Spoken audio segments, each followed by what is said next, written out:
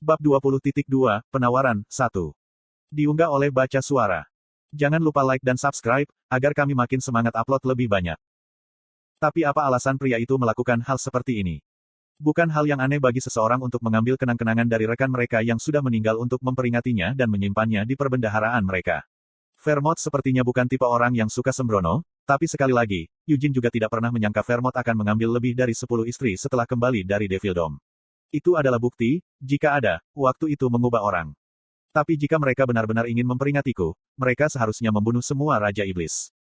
Jika mereka tidak bisa melakukan itu, maka paling tidak, mereka seharusnya mendaftarkan kalung itu dengan benar ke dalam brankas harta karun.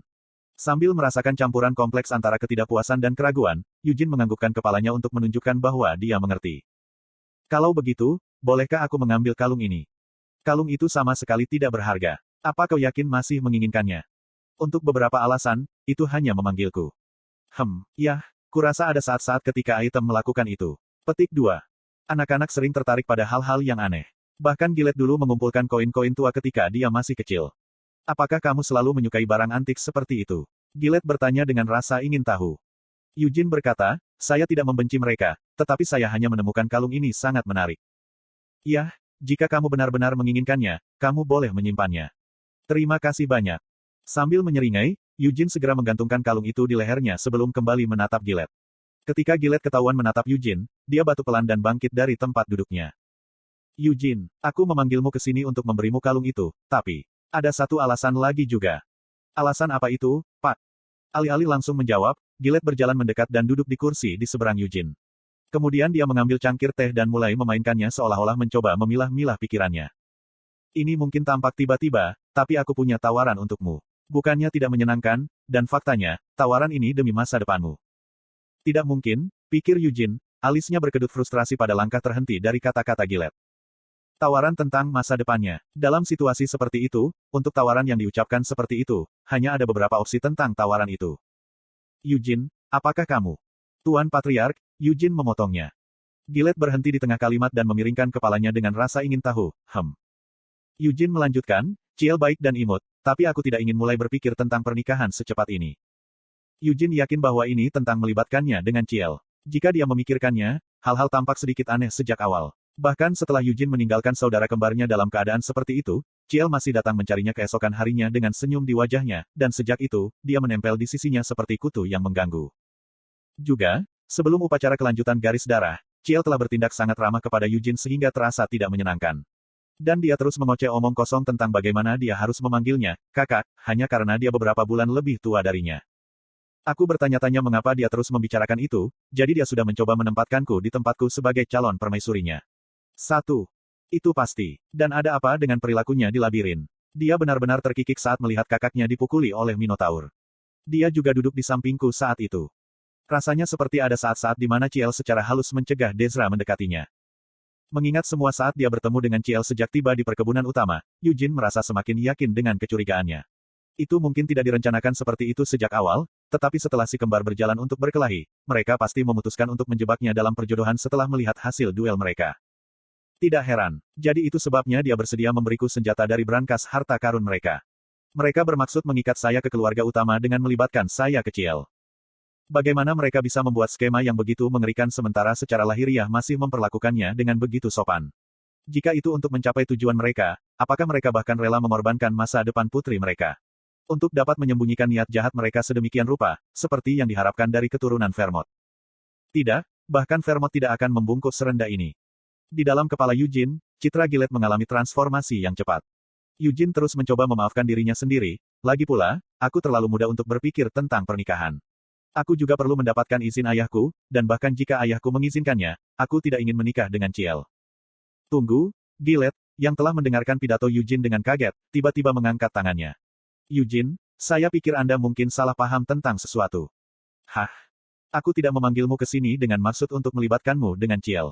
Itu, itu sesuatu yang harus diputuskan oleh Ciel. Tapi tentu saja, pendapatmu juga penting.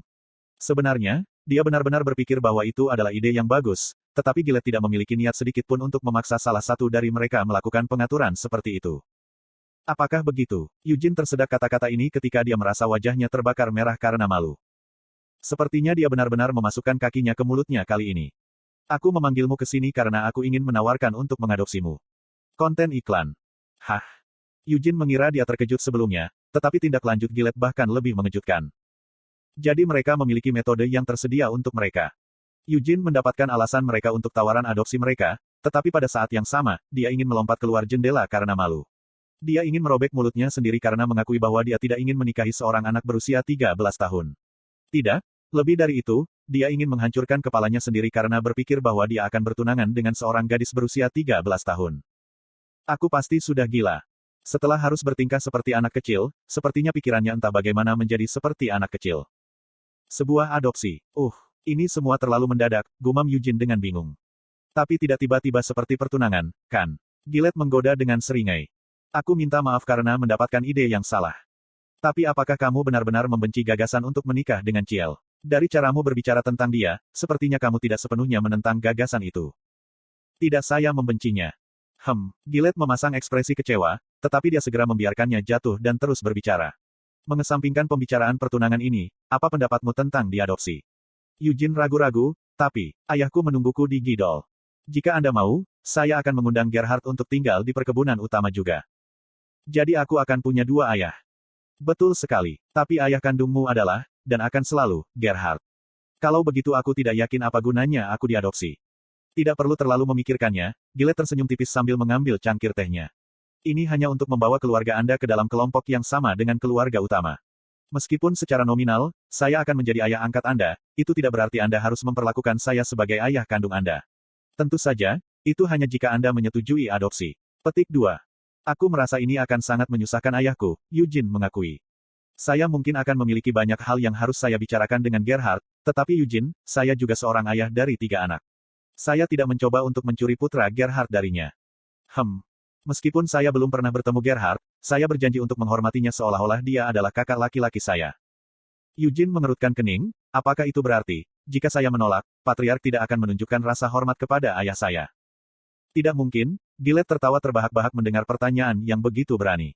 Meskipun aku malu untuk mengatakan ini dengan keras, aku bukan orang yang kekanak-kanakan. Jadi, jika kamu menolak, aku hanya akan merasa sedikit menyesal. Itu saja. Saya akan, tentu saja, menghormati pilihan Anda dan berharap yang terbaik untuk masa depan Anda. Namun, aku benar-benar berharap untuk membiarkan masa depanmu bersinar sebagai bagian dari keluarga utama. Kupikir ini bukan masalah yang harus aku putuskan sendiri. Untuk saat ini, Eugene memutuskan untuk menunda pengambilan keputusan. Sementara pada akhirnya, terserah pada Eugene untuk memutuskan apakah akan menerima proposal itu atau tidak. Dia masih ingin mendengar pendapat ayahnya, Gerhard. Jika itu masalahnya, mari kita biarkan sampai setelah jamuan makan, Gillette memutuskan. Perjamuan yang awalnya dimaksudkan untuk merayakan akhir dari upacara kelanjutan garis darah dijadwalkan untuk malam berikutnya. Aku akan mengirim utusan ke Gidol dan memberitahu mereka untuk mengawal ayahmu dengan hormat, kata Gillette. Saya berterima kasih atas pertimbangan Patriark, tetapi saya juga merasa sedikit bersalah atas ketidaknyamanan ini, aku Eugene.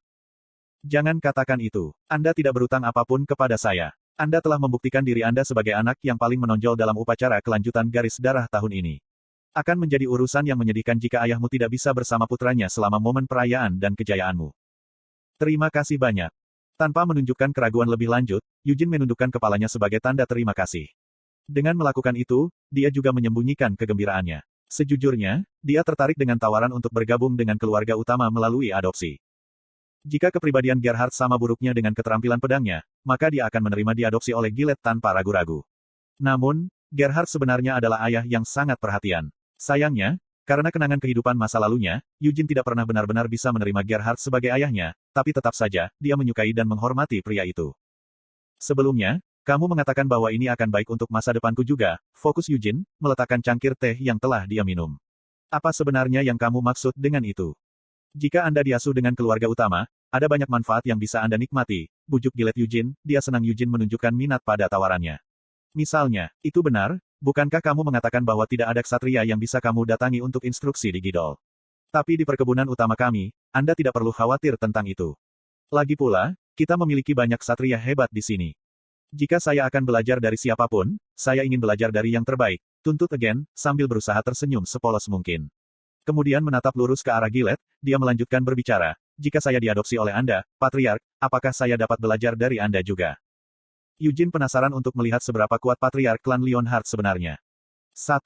Kata Korea yang digunakan di sini adalah yang pada dasarnya berarti menantu laki-laki yang menikah dengan keluarga istrinya, bukan menantu perempuan yang menikah dengan keluarga suaminya, dan memiliki status yang lebih rendah karena hal ini.